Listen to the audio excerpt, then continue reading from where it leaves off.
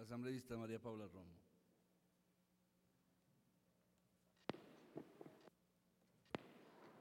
Gracias, presidente. Yo creo que hay varios temas que reflexionar respecto de la consulta y no todos se refieren en particular a las preguntas, pero lo haré un poco más adelante y por eso pido que los colegas de Secretaría tengan lista la presentación que les he entregado. Pero creo que hay algunas cosas que se deben decir. En primer lugar, la consulta popular y la reforma de la Constitución no estaba ni estuvo en la agenda del Gobierno y habíamos apostado siempre a la necesaria transformación de la justicia a través de los mecanismos de la Constitución y la ley, aún a pesar de duros debates internos respecto de cómo proceder en ese caso.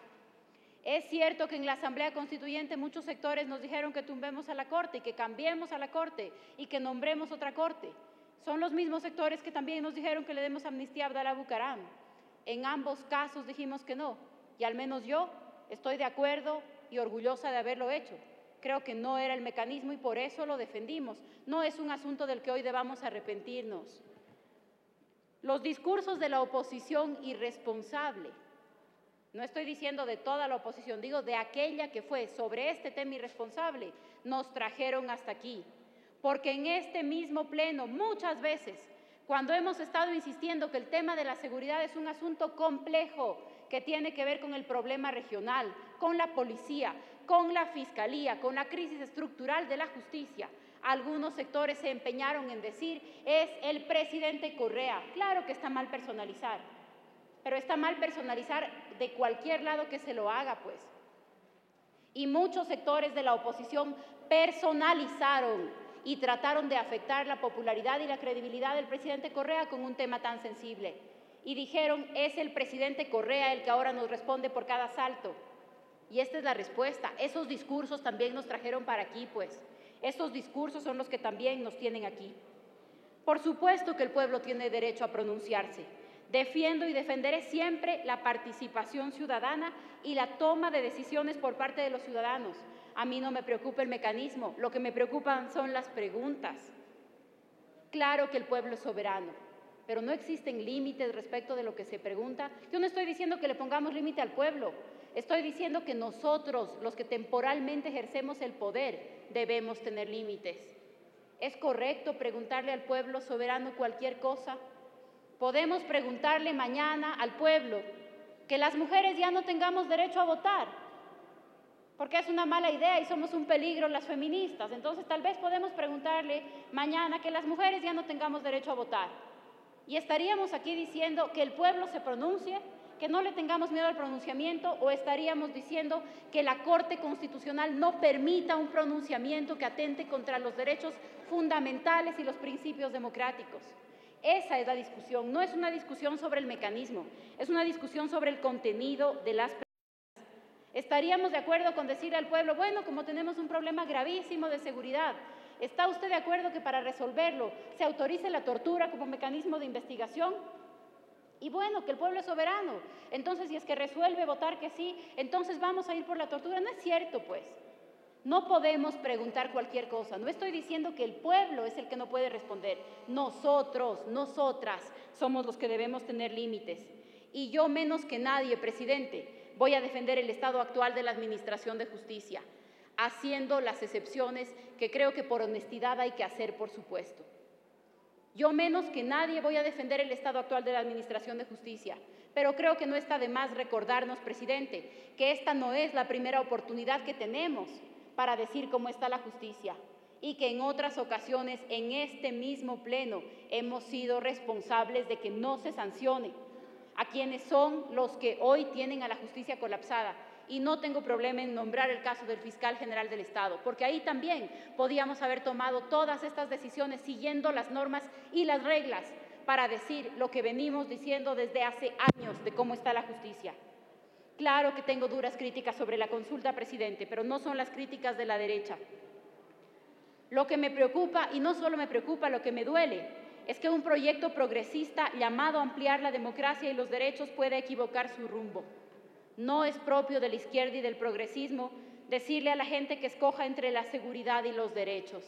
El desafío de los progresistas El desafío de los hombres y las mujeres de izquierda es decirle a la gente que podemos construir seguridad con derechos, porque si llevamos esos argumentos al extremo, le estaríamos diciendo a la gente que el país más seguro es el país en donde menos derechos hayan, y ese no es nuestro discurso. A mí no me sorprende, presidente, que hay algunos colegas que así lo discutan y así lo defiendan, pero porque ha sido su posición toda la vida.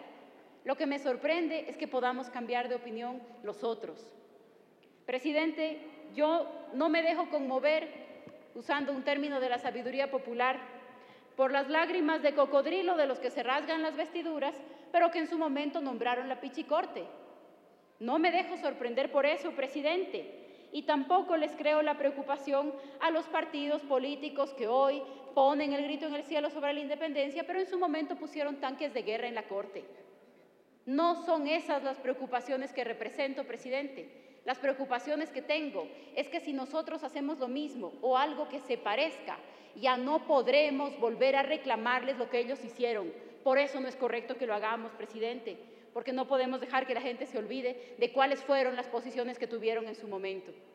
Y quisiera por eso, presidente, decirle y mostrarles algunas citas de lo que sobre estos temas hemos sostenido varios de los integrantes de este pleno en meses o a veces hasta en semanas anteriores. ¿Sí pueden poner la presentación, por favor?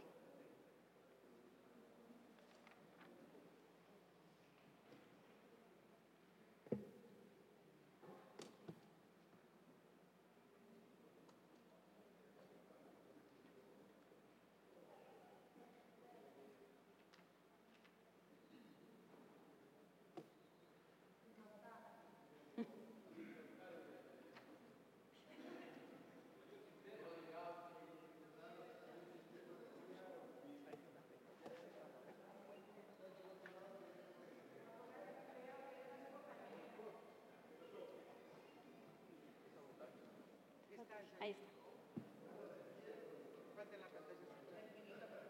Pongan la siguiente, por favor. Algunas son lo suficientemente grandes, pero las voy a leer. Dice: señor presidente, no pierda tiempo con la Asamblea, vamos al referéndum, tendré el respaldo popular.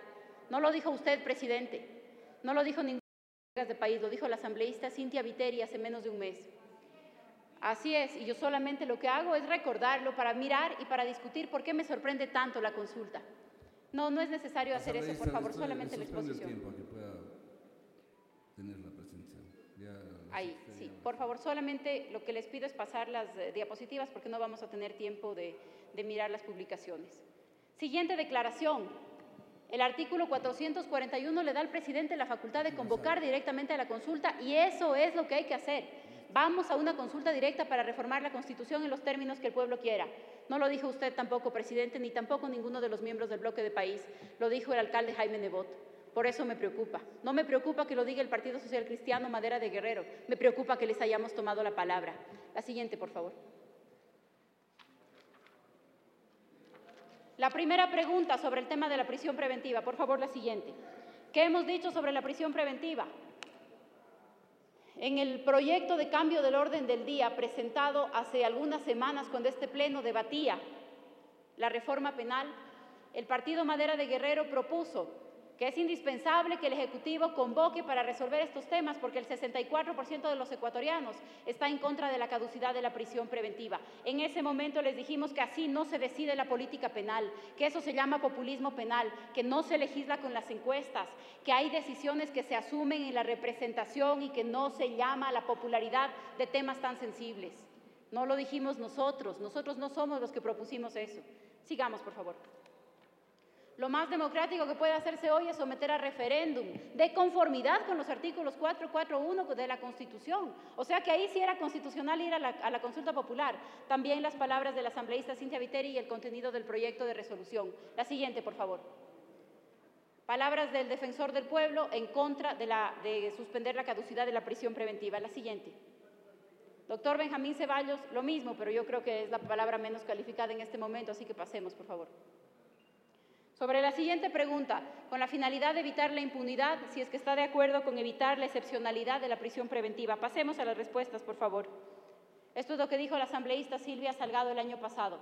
La figura extintiva tiene fundamento doctrinario y legal en el principio de presunción de inocencia, por ello no estoy de acuerdo y no pueden ser admitidos. Sigamos. Asambleísta Rolando Panchana y asambleísta Verónica Barufaldi.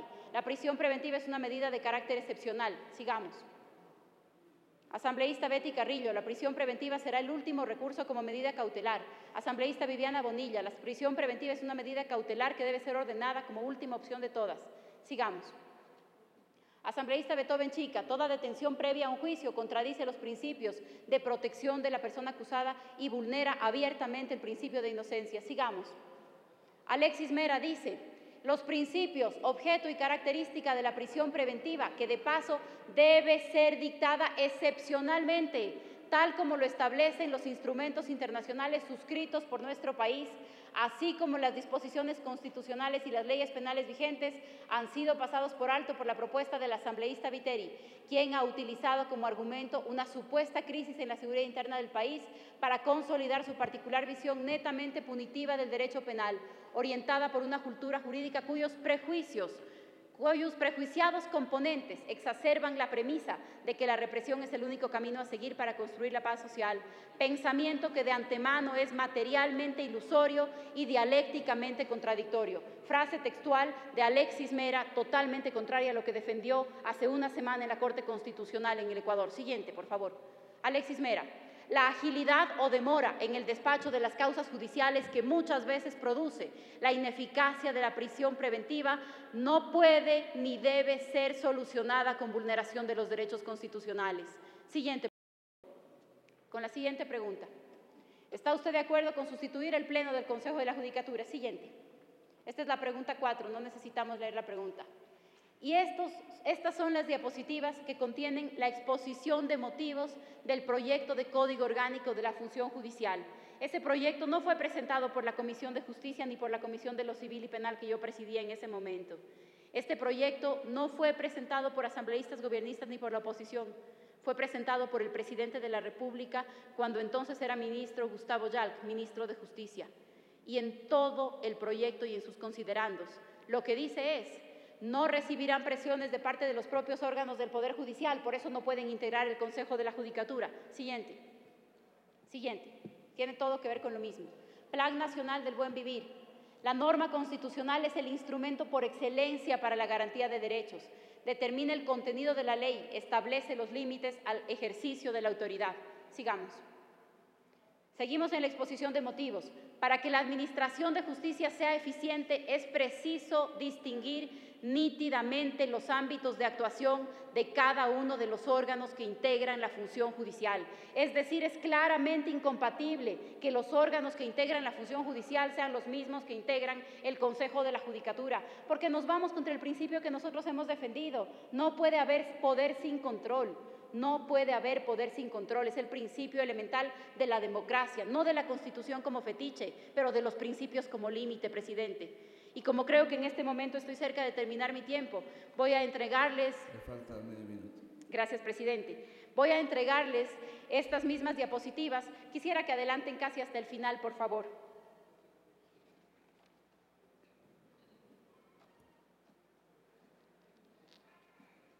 Sigamos un poco más adelante, por favor. Esa, por favor, la siguiente. Esta es la pregunta sobre los casinos. Dice el asambleísta Minta Buenaño: considero que siendo una actividad que se inscribe en el ámbito del libre albedrío de las personas, debe tener un tratamiento que, si bien sirva para disuadir, debe también preservar esta actividad como una diversión reglada. Siguiente, por favor. Alexis Mera dice: esas propuestas que plantean cambiar los delitos de casinos porque hubo un escándalo de casinos, yo creo que en ese tema hay que meter presos a 4 jueces pillos y no hay que hacer reforma penal. Presidente, yo quería recordar y recordarnos lo que hemos dicho, porque no son los argumentos de la derecha, no son los argumentos de la oligarquía. Al contrario, mi dolor con la consulta popular es que son las preguntas de la derecha y de la oligarquía, presidente. Gracias.